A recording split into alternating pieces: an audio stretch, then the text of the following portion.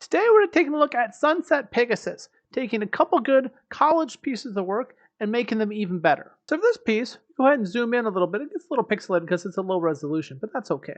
We can see that we have the horse with the wings glancing over the beach with the sunset in the background, and the pieces of their own are actually quite beautiful. I'm going to go ahead and just kind of break down the pieces, and then we'll show you how to make it even better. Personally, I like having a lot of names in my layers. It makes it easier when I'm doing my edits to know what I'm actually doing. So I can actually say wings, horse, shadow. It just helps me in my edits, but it doesn't have to be done that way. Select all my layers and then put them in a group. Control G or Command G on a Mac puts them into a group. Now I can turn them on and off to show you here's the sunset originally, and here is the Pegasus. Now we can see that they've kind of darkened some of the side of the beach, and I think that's a good thing. By darkening some of that, that helps draw more attention to the horse and less to the distracting bright portions. Obviously, some of the sunset is going to be bright, and that's okay. I'm coming to my group here, and I'm going to go ahead and break down my different layers. I've got a layer here for the horse, and eventually it was actually a photograph. If I go ahead and isolate my horse, or disable this layer mask and isolate this horse, it was an actual picture of a horse. Now, I will say a really good thing about this and the choice that the student used for these two pieces is this is a backlit sunset horse. The light is behind the horse, which mimics what was actually in the scene. So it's crucial to make sure that your lighting between the pieces matches. We can do a lot in Photoshop for cutting out and masking and creating shadows and doing all kinds of things.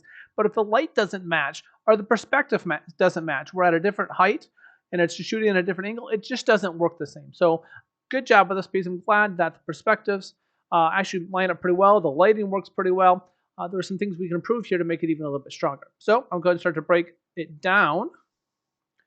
Here, a layer to kind of darken everything. And also kind of add a little bit underneath the horse. The wings coming on from a different piece, photoshopping them in. Go ahead and turn off our mask. Notice the wings were here, and to make them put onto the horse, this person did a good job of taking and masking, using the little Japanese flag to mask around the body. So it looks like they're on both sides of the horse, and not just cookie cut it on, which they obviously are. We want to make it not look fake. Adding some here to darken the wings, because if there's light behind, the wings are not going to be lit from the front as much, and it'll be more backlit, maybe glowing a little transparent through the wings. We want to darken those wings off a little bit, so I think that's a good choice. Darken them off. And then we're trying to darken the whole image layer, kind of bring down the tones. I don't know if I necessarily would have done that as much. I might kind of take this one and brighten it up just a little bit. At least not this drastic. We've turned our brightness down, -30, and our contrast down. I like to kind of keep the contrast up a little bit, so maybe keep the contrast pretty much at normal. I think that helps. Here with the horse. This layer is a crucial piece because the light's coming from behind. This was a very good job of taking a layer, a blank layer, and painting on the horse. So it's actually darkening the front of the layer because if the sun's behind, there's not going to be as much light bouncing around onto the front torso part of the horse, and that's a good job of to darken that. So I think that's good. Very good change. Adding some more dark into the shadows, kind of another one blending in the horse. This one, I'm not sure what happened. We have a little bit of shadow that landed onto our wing. So I'm gonna go ahead and get rid of that. But we're trying to draw the shadow to match. Now I can see here shadow, and this you kind of imagine what it's gonna look like. It's done here as a layer. I'm going to actually do it as an adjustment layer. I think there's advantages to that. So I'm going to go ahead and create an adjustment layer. Looks like the yin-yang sign, how I like to say it. And I'm going to go ahead and choose a levels or a curves. Either one works pretty well. I'm going to use levels. And then I'm going to come up here and brighten. Then I'm going to come up here and darken my layer. Now notice everything's getting darker. So I need to take this. I need to actually put it right next to my horse. And I'm going to go ahead and use a darkening layer. I'm going to make a clipping mask. Right click, go to clipping mask. And now it's adhering only to the horse. Actually, this one's only to the wings. So I think that's why they did it, because they have the wings separate from the horse, which if that's the case, then you might have to use a simple blank layer, or you have to take the wings and the horse layer and merge them together. And that's probably not a great option either. So I think doing what she did and actually adding shadow that way, because there's two different layers, is probably the right way to do it in this case. So I'm going to go ahead and turn that layer back on. I'm going to modify it a little bit because we see there's a lot of shadow here. the whole under part of the body is a little bit lit, and I think it's going to be a longer shadow cast. So to modify this on a layer, I'm going to erase, choose my eraser tool, and I'm going to start to just brush away part of what's underneath the body, creating that longer shadow in here a little bit. Something like that. Maybe a little bit under the foot. Some of the tail's going to be casting a shadow there. I think that's true. Something like that. Modify it a little bit.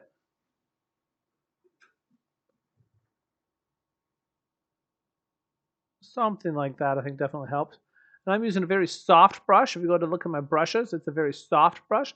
The larger the brush, the softer it gets, because I can't go any softer than 0%. So a larger brush is a good option to help there.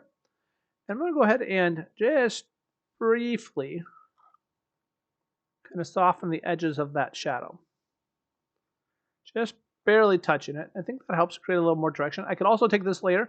I can do free transform. Control T or Command T is the shortcut. And this allows me to change. I'm going to hold and make this a little bit larger, make it a little bit longer of a shadow. Something like that. Because the sun is such a low angle, it's going to be a very long shadow. Something like that I think can help. A gradient layer. This gradient layer is to help with darkening the sand, which I think was a good choice. I already pointed that out. But I think it's maybe a little bit too intense of the dark. Some of this is really dark in the sand. So I'm going to take this mask. I'm going to come up here with a brush. And instead of using a 100% brush, which be it so it's on or off, I changed my opacity to be just partial. I'm at 38%. So as I taint black, only 38% of that effect is being had, not the whole thing.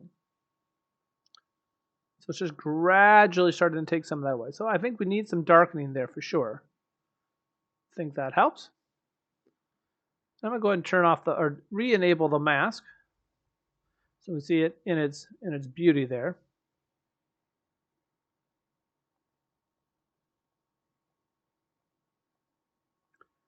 It's better, just so it's not so intense that we're losing details in the sky. We don't want to do that. We definitely don't want to lose the details in the beauty of this beach. But we can darken them, just don't go overdoing it. Turn it on a layer here. The shadow now is maybe a little more faint than I like. I'm going to go and bring it back a little bit.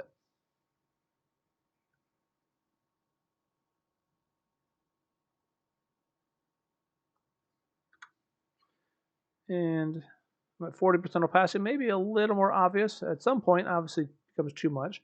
Maybe the 50-something% opacity, just to bring that back a little bit. I think definitely helps, which is good. This is the overall mask. Darkening the horse some more. Eventually, this is where the biggest problems were in me that I noticed, is we took this layer here and we started to paint white on the edge to kind of refine those feathers because they looked a little funny right now. The problem by doing that, now it's starting to look more like a painting.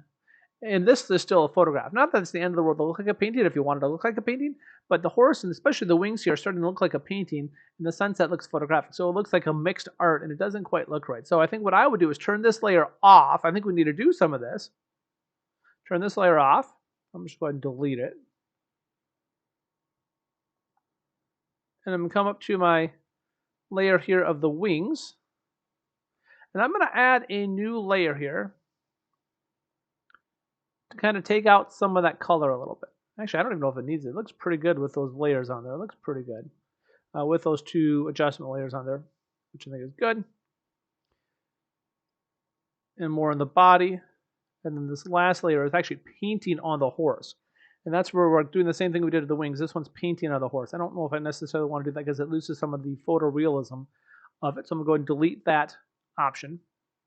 And then if I want to add to the horse, I can actually go ahead and add more lightening because I can lighten parts of this horse up, which I think would be a good thing. So I take this layer here of the horse. It's already got a clipping mask. So I'm going to go ahead and choose a levels or a curve. Let's try levels. It's my go-to. It's simple and easy. And we want to brighten the horse on that mane and that back of his tail, something like that. And I'm going to go much more than I ever would do. It looks a little funny looking. It looks very painting-like. I'm going to go about like there just to brighten it up a bit. Go to my mask, levels 4. I'm going to go to my properties panel then and invert it. And once I've inverted it, now it's black. So nothing's happening. This entire effect has nothing going on. So now I go to my brush, and now I'm going to paint white to make it reappear only where I want it to. Because he's a pretty small horse, I'm going to make a fairly small brush, about 100 pixels. And I'm going to go ahead and start to brush the color where I want it to. It's going to help brighten up my mane, back of the head, back of the neck. Just the parts that I want bright. Maybe a little bit of the back of the leg, a little bit is hitting that sunlight. Maybe a little bit grazing off the water here, but a lot of it is really the back of the horse. Something like that.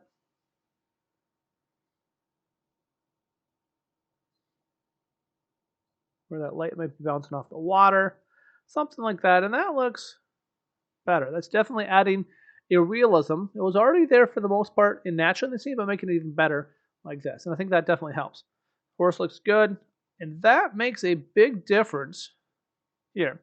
This layer, I'm not exactly sure I like this layer the more I see it. The effects layer, the inner shadow, and the color overlay is what's kind of giving it that cartoony look. The color overlay helps to blend the colors, make it naturally there. The inner shadow gives it interesting, it's losing some of that glow, which I don't think is necessarily a bad thing. It does help refine some of what's on the edge of the mane, but I almost think I like it with the edge shadow off, because if they were actually there, some of the light's being hitting the water, it's going to bounce some of that light back onto his face.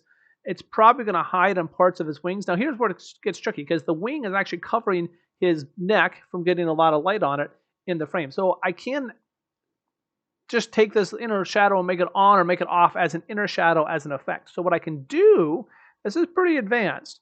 I'm going to go ahead and take this effects layer,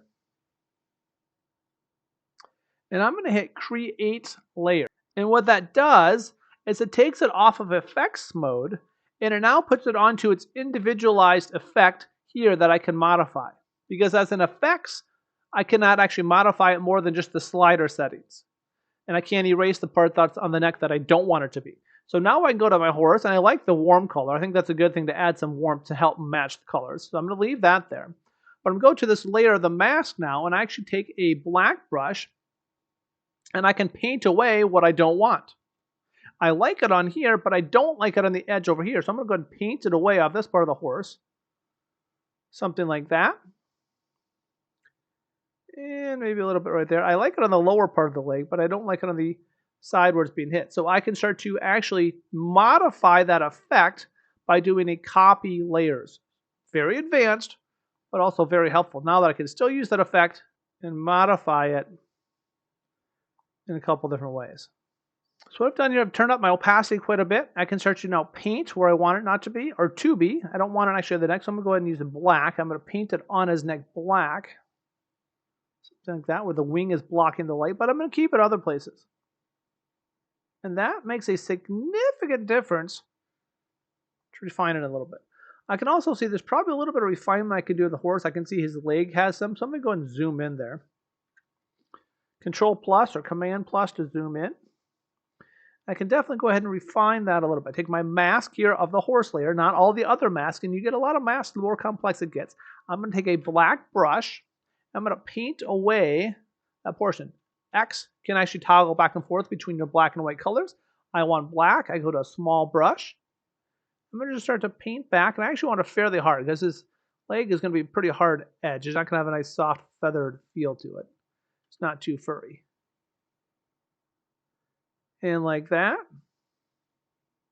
I use a shift click method where I click and it draws a straight line from point A to point B. Super helpful. And I'm going to refine, even the leg itself has a little bit of refinement. Now the beautiful thing about clipping mask is while I'm doing this, it's actually refining the clipping mask that attached to it. So if I've made mistakes to this mask, and I've got it here on 4 different clipping masks, as I mask it out on the original, it will also remove it on those other 4 clipping masks. Mind-blowing stuff, it really is. That's a big part. So I'm going to go ahead and keep touching out a little bit, and I'll fast forward so you don't have to see the entire process. Nobody likes watching a guy doing Photoshop the entire time. Except for maybe my kid. I have a kid that enjoys watching the work get done. I don't think there are too many people. If you enjoy it, put it in the comments below. Hi, hey, don't slow that down. I want to watch and study it. Okay, well, if you'd like to watch it in slow motion, then just go ahead and turn it down to half speed on YouTube. But I think most people, for the most part, don't want to see it in slow motion. Now for my mask of the hair, what I can do is go ahead and turn it down to a lower opacity, something like 24%.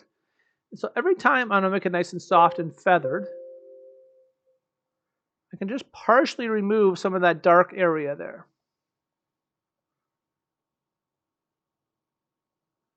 Which is really good. And there we have it. Let's go ahead and take a look. This is between the original version and the version with some refinements.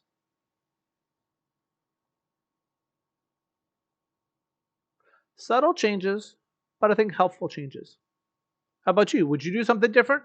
Would you make a change? Do you like some of the changes? Did you learn anything from some of the advanced techniques?